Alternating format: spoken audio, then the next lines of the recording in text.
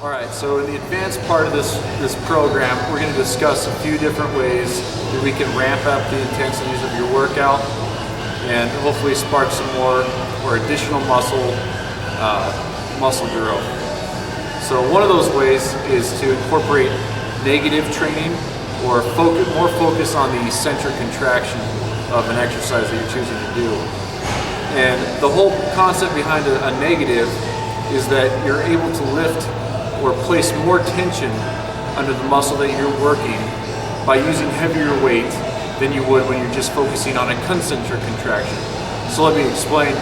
So if you're doing a bench press and you lower the weight, that is the eccentric portion of the contraction. When you lift that weight off your chest, that's the concentric portion of the contraction. Okay? There's some terms for you to understand. A negative is an eccentric contraction. It's just a different name for it. Okay? So we all know that you can lower more weight than you can lift off your chest in a bench press, right? Or maybe you don't know, maybe you've never tried it, but you can. In fact, statistics or studies show that you're about 60% stronger with an eccentric contraction than you are during a concentric contraction. So what this means for our training and how we can incorporate negatives into our workouts to make them more effective for muscle growth is, let's say your workout routine consists of a bench press early on in the workout, all right? So what we're gonna do is you're gonna do your normal routine, the normal recommended amounts of reps and sets. And when you're finished with that, we're gonna add a little bit more weight and you're gonna just do focused negative training. So maybe you're gonna do 1 negative or 2 negatives or 3 negatives, whatever the number. All that really is important is that there's additional weight that you are able to lift during a concentric contraction. So you're lifting heavy. If you can only do a 1 rep max with 315, it might be a good idea to try a few more reps, negative reps with 315, or a couple negatives with slightly heavier weight, maybe 335, maybe 345. You know, it's all going to depend on how familiar you are with resistance training, how strong you are, how comfortable you are with the workout or the exercise.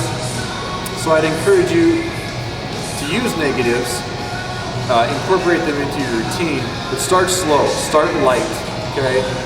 A great way to do this without going above weight that you're used to using would be to use maybe 80% of your 1 rep max. Let's say you can rep 315 for 1 rep. Let's suggest maybe doing 275 with a really slow eccentric contraction, maybe a 5-second or 6-second count on the way down, which would be when you're lowering the weight, you're actually taking 6 seconds to lower that weight, okay, as opposed to taking 1 or 2 seconds.